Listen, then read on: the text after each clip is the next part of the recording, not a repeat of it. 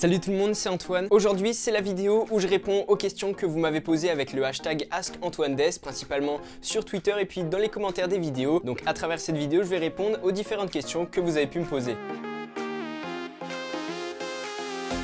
Trouvez les bons appareils high-tech et apprenez des techniques qui vous feront gagner du temps au quotidien. Vous abonnez à ma chaîne dès maintenant. Cliquez sur la petite cloche pour être notifié dès que je sors une nouvelle vidéo. Je vais lire en direct sur cet iPhone les questions que vous m'avez posées, mais juste avant, j'aimerais préciser quelque chose parce que ce type de vidéo me permet un peu de vous parler de la chaîne en général. Donc là, en ce moment, je suis en terminale, donc c'est la période du bac, etc. Donc ne vous attendez pas à beaucoup de régularité sur la chaîne en ce moment. En tout cas, tout devrait se reprendre, tout devrait se terminer donc fin juin. À partir de fin juin, je vais pouvoir reprendre tranquillement. Là en ce moment il y a des fois où je fais pas de vidéo, donc voilà, juste je voulais vous prévenir dans cette vidéo. On commence avec la première question sur YouTube. T'en penses quoi du Google Home Mini? Alors personnellement, ce que je pense des Google Home et donc des assistants Google, eh bien je suis vraiment pas fan. J'aime pas l'idée d'avoir un objet comme ça chez moi qui écoute en permanence que je dise OK Google pour lancer une action, surtout qu'on sait que Google est gratuit parce que Google fonctionne et vit de la vente des données. Donc franchement je suis pas très rassuré à l'idée d'avoir un appareil qui puisse écouter. Que ça soit par exemple le HomePod,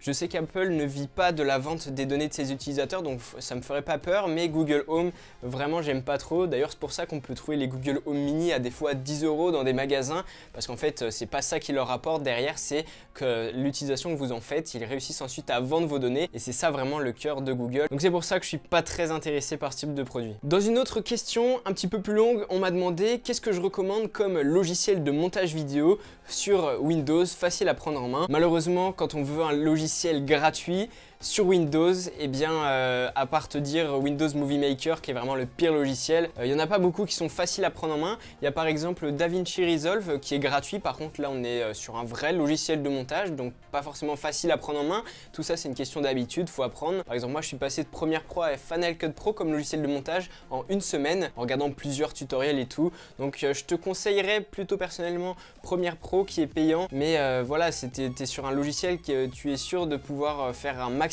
de choses, et autrement DaVinci qui lui est gratuit, et évite évidemment Windows Movie Maker. Ensuite dans une autre question, vous m'avez demandé sur YouTube toujours, est-ce que je peux vous parler du micro-cravate qui est sous mon t-shirt? Alors je ne sais pas si vous le voyez là, il est juste ici. Si je tapote, écoutez, vous pouvez entendre le bruit, donc c'est parce qu'en fait il est juste là. C'est un micro-cravate qui fonctionne uniquement avec les iPhones. Je vous mets le lien de ce micro dans la description de la vidéo parce qu'il est assez cool. Donc c'est un micro Lightning, et puis j'ai créé une sorte de un petit cache en plastique. J'ai vraiment bricolé un truc tout pourri. Tout ça pour que je puisse mettre dessus le micro, un scotch double face, et tac, je peux le cacher sous mon t-shirt, et c'est quand même plus présentable que d'avoir le micro qui dépasse ici. Donc voilà, et au niveau de la qualité de son, je suis vraiment très satisfait. Ça donne ce que vous pouvez écouter dans la vidéo. Ensuite, dans une autre question un petit peu plus technique, vous m'avez demandé est-ce que c'est possible de localiser un téléphone avec son email. Donc l'email c'est l'identifiant du téléphone qui est marqué sur la boîte. Donc normalement on peut pas localiser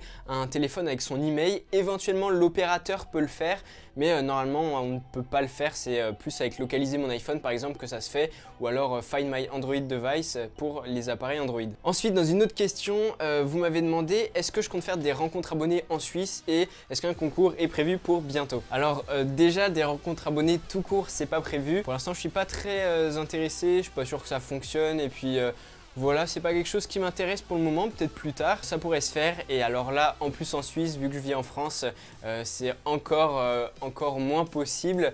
Donc voilà, pour l'instant, c'est pas prévu les rencontres abonnés. Et concernant les concours, pour l'instant, j'ai pas de choses à vous proposer en ce moment. On verra peut-être cet été si j'ai des choses à vous proposer. Pour l'instant, rien de prévu. Ensuite, une autre question, Romain qui me demande comment on transfère ses photos et vidéos de son iPhone vers son PC Windows. Mais écoute, c'est très simple. Normalement, tu as juste à brancher avec le câble USB ton iPhone à ton ordinateur. Il apparaît comme une clé USB, puis ensuite tu fouilles un petit peu dans les dossiers, et puis là tu vas retrouver tes photos, tes vidéos. Et s'il n'apparaît pas comme une clé USB, je te conseille d'installer iTunes qui va en même temps installer les drivers, et donc comme ça Windows pourra reconnaître ton iPhone, et là ça devrait fonctionner. Enfin je termine avec une grosse question, je sais pas si je vais répondre à tout, il y en a beaucoup. Alors quel est ton ou tes youtubeurs préférés? C'est difficile à dire, j'en suis plusieurs, notamment des youtubeurs anglophones, mais si je devais commencer par les francophones, j'aime beaucoup 73 Steven, le travail de Daddy Tech aussi qui fait des plans vidéo de très bonne qualité. Youtubeur américain, je suis MKBHD, donc qui filme des vidéos d'une qualité de malade parce qu'il filme ses vidéos YouTube avec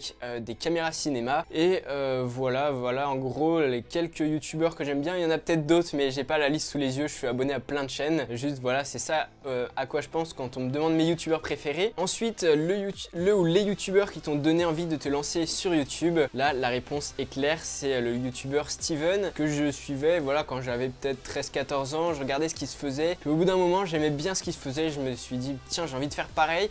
Donc franchement, je pense que c'est vraiment lui qui m'a donné envie de faire les vidéos. Maintenant, est-ce que j'ai des collaborations avec des youtubeurs qui sont prévues? Pour le moment, non, mais cet été, je vais voir pour faire 2-3 petits trucs. Pour l'instant, je n'en sais pas plus. On verra ça très bientôt. Donc voilà, j'ai répondu à toutes vos questions. Vous pouvez m'envoyer vos questions avec le hashtag AskAntoineDes sur Twitter, en commentaire sur YouTube, sur Facebook ou n'importe où. Je vais ensuite les rassembler. Je fais ce type de vidéo une fois par mois en moyenne. Alors après, rappelez-vous, j'ai le bac en ce moment, mais je vais me débrouiller. Donc une fois par mois, je répondrai à vos questions. Si vous avez raté ma dernière vidéo AskAntoineDes, je vous mets son lien juste ici. Vous pouvez cliquer sur la petite vignette pour voir les autres questions que l'on m'avait posées. Si vous voulez gagner du temps au quotidien en utilisant mieux vos appareils high-tech et en les choisissant judicieusement, vous pouvez vous abonner à ma chaîne. N'oubliez pas de mettre vos petits pouces bleus et puis de m'envoyer vos questions quand vous le souhaitez. En attendant ma prochaine vidéo, portez-vous bien, on se retrouve très bientôt.